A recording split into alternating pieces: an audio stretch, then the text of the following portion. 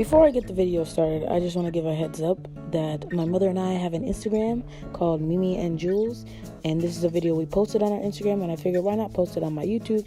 Maybe we could get some more followers or something, but just to give you a brief thing before the video begins. Okay, bye. Hello to everyone that is watching. What is up? We are Mimi and Julz. I am Mimi, this is Julz. I am the daughter, she's the mother. We always get that confused. People think that her name is first, but actually it's my name because Mimi and Julz sounds better than Julz and Mimi. Just FYI. So today we are going to talk about, you're such a copier. We're going to talk about our hair journey and how Mimi and Julz came to be. So if you are interested, continue watching this video, and I'll have my mother start first since she was before me. Okay, so I'm gonna try to keep it short. Oh, before she continues, the shirts that we are wearing are from House of Curls, Shirley Tavares. Hers says Afro Latina y tú, and mine says do not touch my hair. Please don't touch my hair. Do not touch my hair. Okay. So I just thought it was really appropriate to wear these t-shirts. So basically I'll try to keep it short. My journey did not involve relaxers and all that stuff. It involved more, keep talking? Yeah. It involved me straightening my hair every week for school and work and everything else. My mom was very fair and had very long straight red hair. She couldn't even do a roller on it because it would fall off. That's how straight her hair was. So my journey was more of trying to embrace myself when it really, how can I say this? It's hard to explain, but in my upbringing, I remember going to my family's house or different people, and the first thing they would say is, why isn't she combing her hair? Melania, who was my mom, tú no peinas esta muchacha, you don't do her hair and everything else. And meanwhile, my hair looked like this, just a longer version of it. And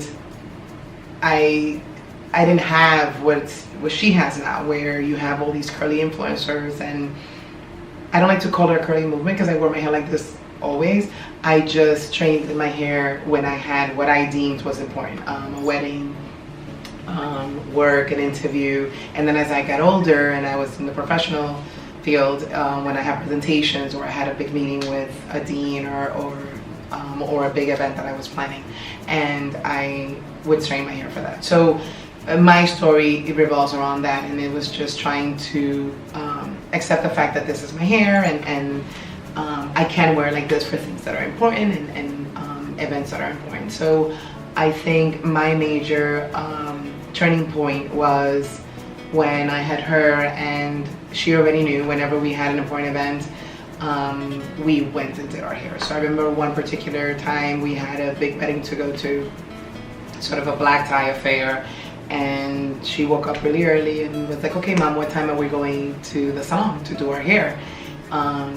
Even though I really don't want to go. So I was like, it kind of hit me like, wow, I was sending her these mixed messages where, yes, you're beautiful, yes, you're perfect and everything else, but when we have these things that we need to go to, your hair has to be a different way. You have to totally change what makes you feel comfortable in order to fit in order to be appropriate, in order to look the way you're supposed to look.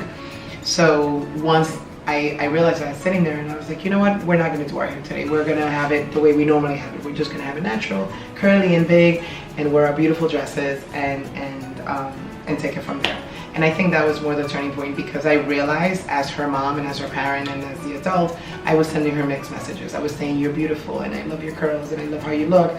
However, when we have something, again, deemed important, we would have to do our hair. So that was basically it. It was me growing up always feeling that my hair was okay because I wore my hair like this even before it became a movement or the trendy thing to do. My journey was just not accepting this as being totally appropriate for really important things. And then when I realized that that was not right, that I needed to be myself, that's when I kind of made my decision to wear my hair like this more often than not. And that's basically it. I went to college and I found sort of my second wind and met other people that embraced their natural hair and their bodies, because I was also really thin, so I had issues with that as well. But I always had the support of my mom, and even though she didn't know how to comb my hair and just did 2 unattached braids or 2 buns, which Dominicans call cebollas, or 1 big one in the top of my head, and like, of course that's all I learned, and that's all I did to her when she was growing up. But then it was about growing up and being comfortable in my own skin, and even in my workplace and events and everything that I do, being able to walk in and own the way I looked. So that was more my journey. My journey started later. Growing up, I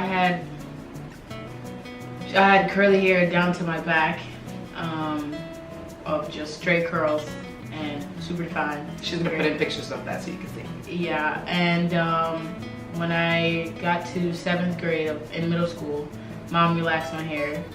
It was a texturizer, but it's still a relaxer. Sorry, go ahead. And up to my freshman year of high school, and we did it twice a year, 7th grade to 9th grade.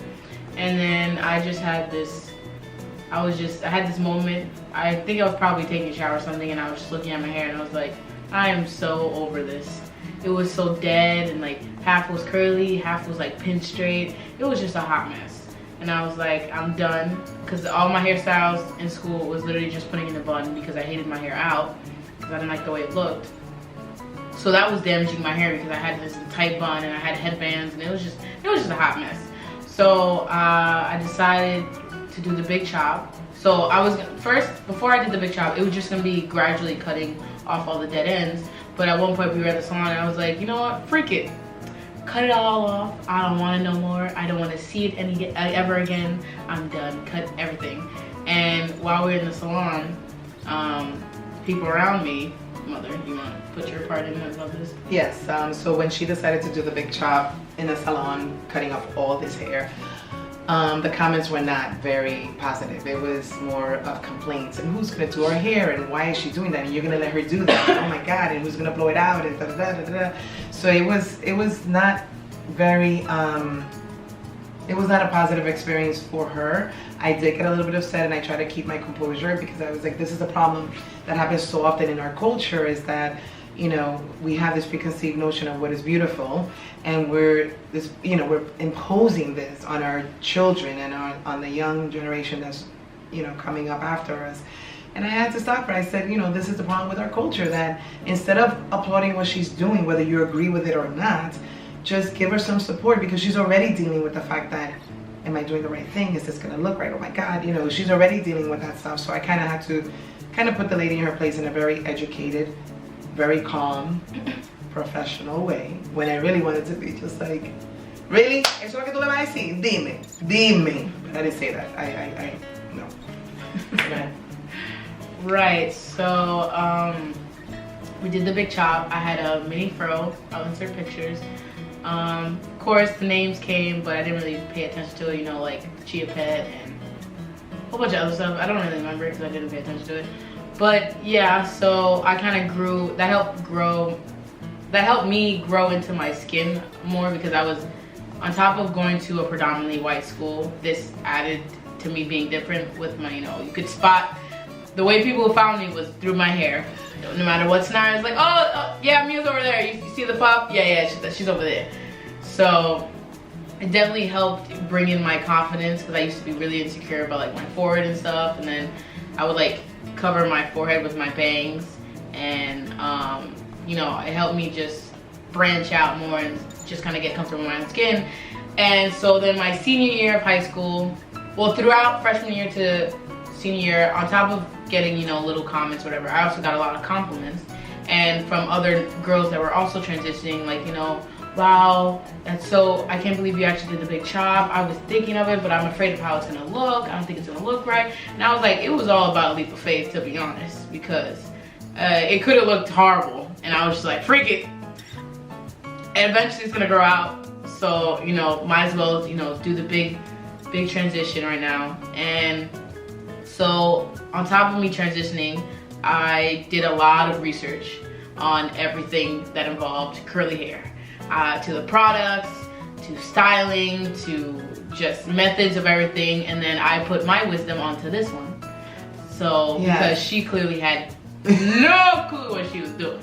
Okay, and I think our journey kind of connected during this, because when I transitioned, then she decided, you know, we're gonna quit the salon cold turkey, and she started going into events and presentations with her hair out, and I would go to my events with my hair curly and everything, and we definitely have stories that involved curly hair. Mom's favorite story that she loves to tell while I was in high school.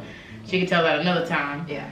But it definitely helped us branch out and meet new people and come into this curly community that, you know, is on Instagram and part of this curly hair movement. We've met so many great people through it. Yes. And it was definitely overall a positive experience, and definitely something I'm glad we did, because who knows if we would be where we are today if I didn't decide to throw away my insecurities and just jump in head first into what is natural hair and just everything around it.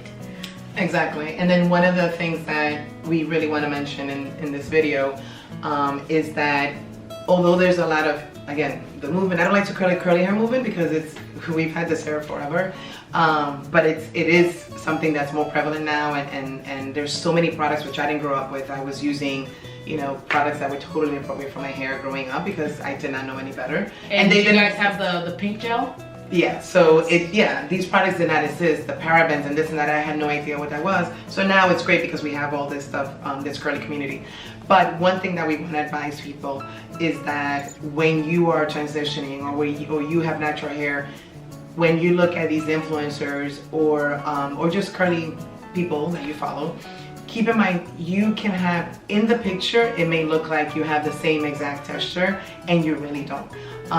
And finding a product that works for you is really all trial and error. It's trial and error. Her and I mean, we're mother and daughter. Same genetics. Yeah, same genetics. Her hair is totally different from mine, and although even on the video we look like we have the same texture, it's totally different. My wash and go is way thicker than hers. Yeah, my wash and go is 10 minutes. It's not that serious. There's no such thing as a wash and go. It's a wash and 3 days after it dries, and then go. Right. So mine it's much simpler. Products that work for her don't work for her. Don't work for me, and products that work for me do not work for her. So just keep it in mind when you're looking at these influencers and reading about products. Yes, you can say, you know what, so and so, we have similar hair. I'm gonna try the product that she's trying, and let me see if it works for you. You need to go in there with an open mind. That not everything that works for that influencer is gonna work for you. And exactly. Yes, they're promoting it because it works for them, so that maybe it's gonna work for you, but you don't know. And definitely sample size everything. Yes. Do not go in and buy the salon size version for $70. Because if it doesn't work for you, you just wasted like $30. So what we tend to do is we have a list of products that we work with that we use. Also, keep in mind that the products that you've been using for months that works great is going to stop out of nowhere, and it's gonna act like it's a brand new product that you never tried. And you know when it's gonna stop working? When you have a big event and your curls usually pop and you're doing your hair and there's no time to redo it, that's when it's gonna stop working. Just keep that in mind. So everything is trial and error. Your hair has its Your hair has its own personality. Shush. Okay. Your hair has its own personality, and it's going to work one day, and the next day you're gonna do the exact same thing, and the next day it's just not gonna work out. So having curly hair is about patience. In case you never saw the meme where Ariana Grande's "Thank You Next," one taught me love, one taught me patience, and one taught me pain. That goes completely with the whole natural journey. The pain is the detangling and the sitting and with the whatever you gotta do to get it, you know, the way you want to get it. Then the patience, it's the hair growth. I've been doing this for 3 years now, and you see the shrinkage. I mean, but shrinkage means it's healthy, whatever. Right? And I said pain, patience, and love. Oh, and love, you know. And then you embrace your hair. It's like it's part of your identity, and people recognize us because of our hair. And you know, you stand out because of it. Not everybody has the same texture as you. It may look a little similar, but everybody's hair is completely different, and everyone is unique to themselves. So keep that. And yeah, and just embrace whatever stage you're in. Don't compare yourself to other curly women, people on social media. There's no such thing as bad hair. Point blank, period. See, that's a whole other video about Pelo Malo, and House of Curls actually has these t-shirts, these, and also ones that say Pelo Malo wear and all that, because that's, I remember growing up and listening to that, like, oh my god, esa muchacha tiene pelo malo. There's no such thing as bad hair. Yeah, that's a whole other conversation. That's a whole other, yeah, we need another 6 videos. To end the...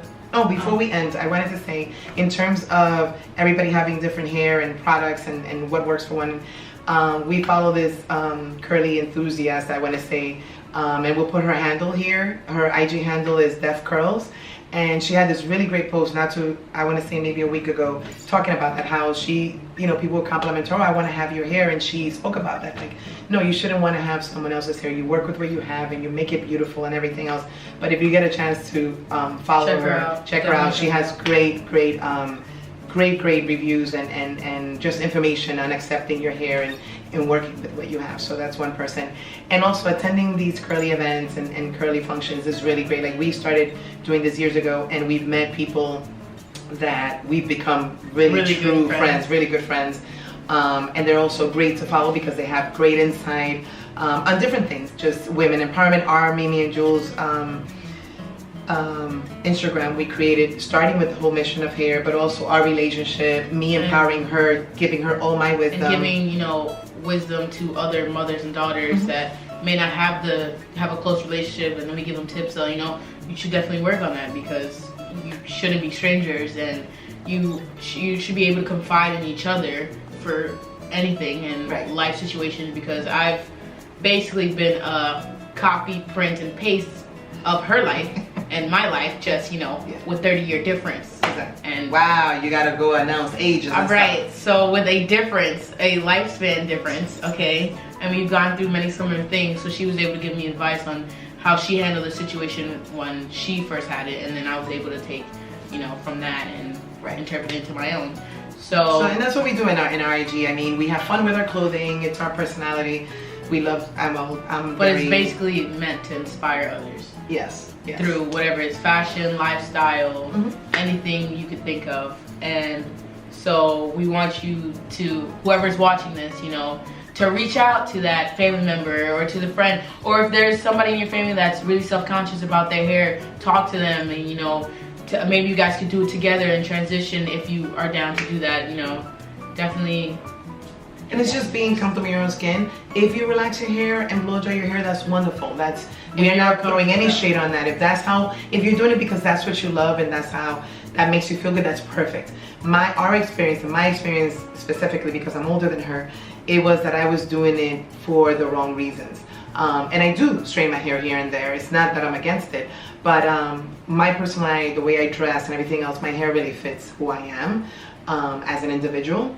Then we started our own curly hair movement within our family. Because once I transitioned, she did it. Then my aunts did it. Then my cousins did it. And then it was just this whole, now we're just a whole curly crew going on in the family. Yeah, so if you want to hit us with any DMs, any questions, we'll do another video kind of talking about do a Q&A video. Yeah, we could do a Q&A, and we could also do another video specific to the products that we use. We have a group of products, and again, these are products that work for us. She has her own products, I have my own products. There's some that we may share. I have one process, she has another process, and we'll be happy to share that and just let you know everybody's different, and just embrace it. Just embrace it. Do your research and enjoy what's coming out of your hair, and because it's not just hair, it's who you are, and yes, we talk a lot about hair and everything else, but it's also accepting you as you are, whether, you know, brown skin, curly hair, straight hair, white, red, this, that, whatever. It's just embracing who you are and showing the world that you're here to stay, and that you're not alone, because you're not alone. There will be a lot of people you will meet that have gone through the same struggles that you have gone. You thought you were by yourself, and I don't know what she's doing, but definitely, you know, check that out. Do stuff with people. I don't know what I'm saying. Yes. So anyway, thanks for watching. If you stayed this long to watch, and let us know your thoughts in the comments down below. Down below. Definitely, if you guys are interested in seeing a Q&A or more in depth of our natural hair journey and specific experience that we went through, please let us know down below, and we'll definitely do that. And yeah, so Thanks for watching. Bye. peace out. Peace. Peace out, Conjuga. Con yuca? You don't even eat yuca.